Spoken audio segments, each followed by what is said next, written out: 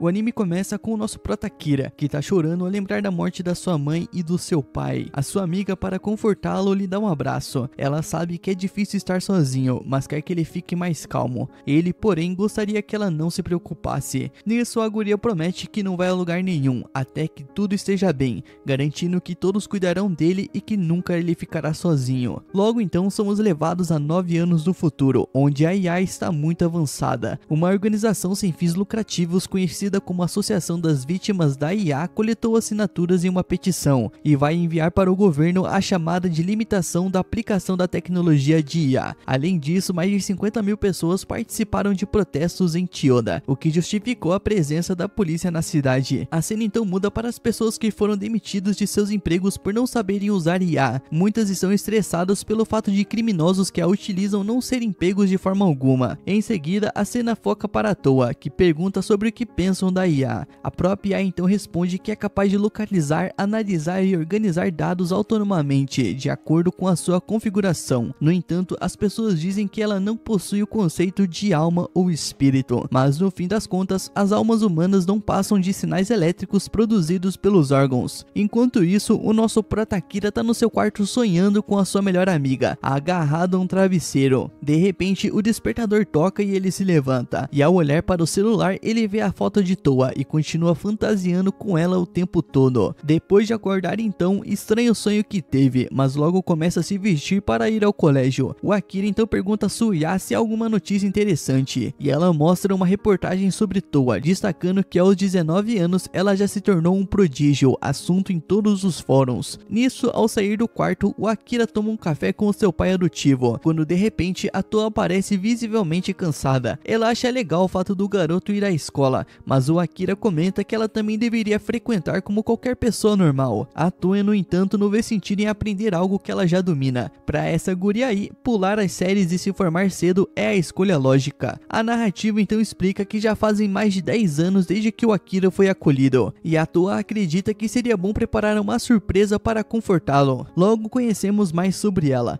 um gênio mundialmente reconhecido como uma singularidade de uma mulher só. Com apenas 18 anos já possui vários doutorados, administra uma empresa e atua como consultora de pesquisas. Em quase todas as tecnologias atuais, a Toa teve um papel importante. O Akira, por sua vez, sabe que para ser digno dela, ele precisa deixar de ser apenas família e se tornar namorado, mas se pergunta como ele vai conseguir isso. Nisso, relembramos o passado do nosso prota. Aos 7 anos, ele perdeu os pais em um acidente. Como eles estavam afastados de suas famílias, o garoto ficou completamente sozinho. Foi então que o grande amigo do seu pai, Kazuya Omagi, o acolheu. Graças a Kazuya e a Toa, o Akira foi salvo e encontrou uma nova família. Mesmo assim, ele não quer ser visto para sempre como um irmãozinho. A cena então corta para a Toa, que está prestes a construir a maior ponte do mundo, graças à IA que desenvolveu. Após uma reunião, ela decide escolher um presente pro Akira, mas não sabe o que vai comprar. Ao ver as fotos dele, percebe o quanto o garoto amadureceu e desliga a IA para refletir. Nesse momento, o nosso prota aparece. Ele oferece o jantar e ela acha que a comida está deliciosa. Ao se sentarem, a Toa pergunta se ele gostaria de algo em especial, mas o Akira responde que dessa vez é a vez dele de cozinhar. Nisso, ele diz ter uma receita que está ansioso para testar. A Toa então gostaria de preparar algo para ele, mas o garoto não permite, deixando-a levemente decepcionada. Enquanto conversam no sofá, uma notícia ruim surge sobre a empreitada dos androides. Diversos países e grupos interessados pedem a interrupção do desenvolvimento. Na televisão, um padre afirma que não permitirá a criação de androides, os considerando uma ameaça intolerável. Para ele, androides equipados com IA altamente avançada, nos quais a mente e o corpo coexistem, são perigosamente semelhantes aos humanos. A Toa sente que algo estranho está acontecendo, e o seu pai já desconfiava de conspirações dos bastidores. Ela se pergunta o que pode fazer, ciente de que se conseguirem algo tão drástico, o seu trabalho será duramente afetado. Nisso, o pai alerta, dizendo que no pior dos casos, a sua pesquisa será engavetada. O Akira torce para que isso não aconteça. Para a Toa, os androides são invenções que trazem alegria a muitas pessoas, e ela não entende o motivo da rejeição. O seu pai então pede calma e promete contratar analistas e funcionários para investigar. O nosso prota sabe que nesse momento ele não pode ajudar diretamente, então no quarto ele pergunta a sua IA a probabilidade de cancelarem o projeto de Toa, e a resposta é 82%, o que levaria 5 anos para ser feito poderá ser concluído em 20. Logo, o pai de Toa aparece e pede que o Akira mantenha ela calma e seja o apoio em que ela possa confiar. O Akira então decide estudar todos os dias, mesmo sabendo que as suas chances são mínimas. O seu objetivo é manter o ânimo de Toa, tentando diferentes formas de incentivá-la. Mais tarde, o pai explica que as chances de reverter a situação são mínimas, pois as empresas rivais também votaram contra,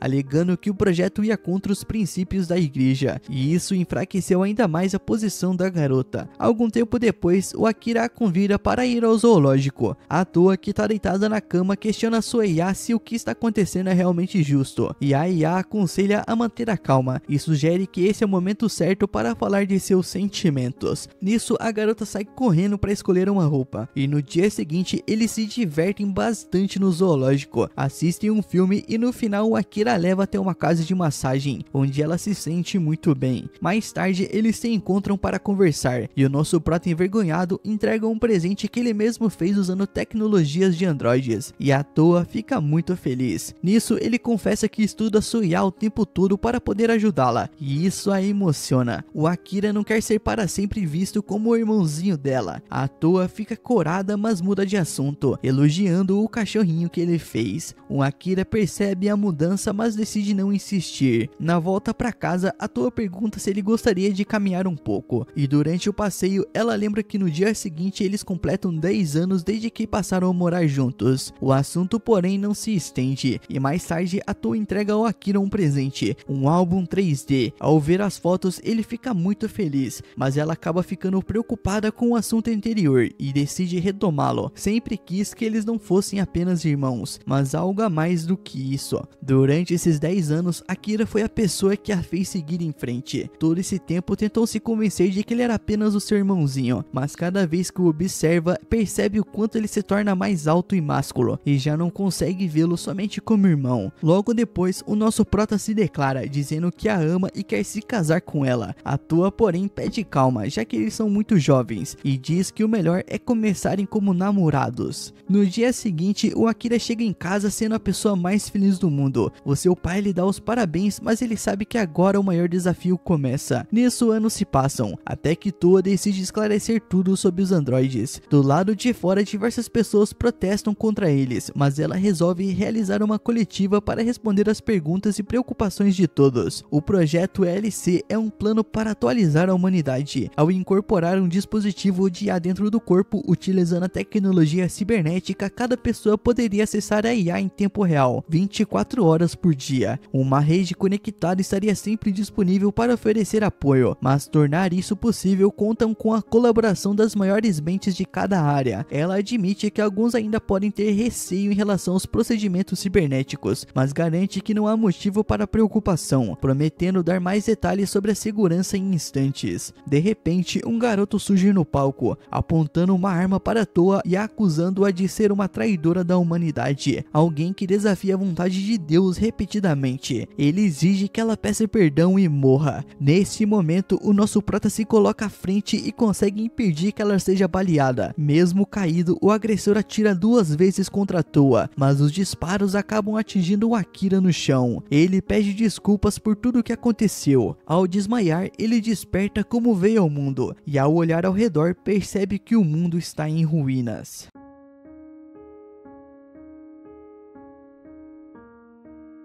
Enquanto uma garota encapuzada observa o Akira de longe, o garoto começou a pensar que tudo aquilo não passava de um sonho. Mas quando uma pedra caiu do nada e acertou a sua cabeça, ele percebeu que a situação era bem mais real do que gostaria. No meio dessa confusão, apareceu um homem acompanhado da filha. Eles falavam uma língua estranha e usavam roupas que Akira nunca tinha visto na vida. O mais esquisito era que pareciam felizes em vê-lo. Logo depois disso, o Akira desmaiou. O homem o levou direto para uma carroça puxada por bois, e mais tarde o garoto recobrou os sentidos. Ainda meio desnorteado, ele agradeceu pela ajuda, mas insistiu que devia haver algum engano, já que seu nome era Akiri Ime, não Yagami. O motorista, porém, o chamou de Lord Akira e se apresentou como Ea, chefe da vila que ficava logo adiante. A garotinha era sua filha. Curioso, o Akira perguntou quem era esse tal de sábio. O Ea explicou que se tratava de uma divindade venerada pelo povo, consagrada justamente naquelas ruínas, e que concedia conhecimento conhecimento infinito aos seus seguidores. Segundo ele, Akira estava adormecida ali desde muito antes do seu próprio nascimento, e a vila tinha a missão de proteger o local sagrado. Wei admitiu que nunca pensou que o sábio fosse acordar de novo. Olhando em volta para a destruição, o Akira se perguntou se aquela cidade tinha passado por uma guerra. De repente, flashes de memória surgiram em sua mente. Ele se lembrou de Tuasa, mas ainda estava longe de entender o que realmente tinha acontecido. Wei então comentou que logo chegariam à vila de Hakodate, um nome que soou familiar para o Akira. Pouco tempo depois, Wei surpreendeu a esposa ao chegar em casa com ninguém menos que o grande sábio em carne e osso. Quando o Akira acordou novamente, a mulher anunciou animada que a casa deles poderia ser a sua morada temporária. Mais tarde, durante uma refeição com a família e alguns convidados, o garoto contou sobre as tecnologias avançadas da sua época, que ele chamou de Era Comum, de muito tempo atrás. O casal mal conseguia acreditar que a civilização já tinha chegado tão longe. Então Akira perguntou quanto tempo tinha ficado dormindo. Wei admitiu que não fazia ideia. Como simples aldeões, não tinham acesso a registros históricos. Alguns homens comentaram que ter o sábio por perto era como possuir uma relíquia e que precisavam avisar Olê, um instituto que governava o mundo. Assustado, o Akira perguntou o que tinha acontecido com o seu país, o Japão. Wei estranhou o nome, dizendo que era assim que o sábio chamava aquela região antigamente, mas explicou que a Oli havia dissolvido todos os governos nacionais. Agora não existiam mais países, apenas a paz mundial permanente. Impacientes, os homens insistiram que Wei notificasse imediatamente o retorno do sábio, caso contrário, a vila inteira correria perigo.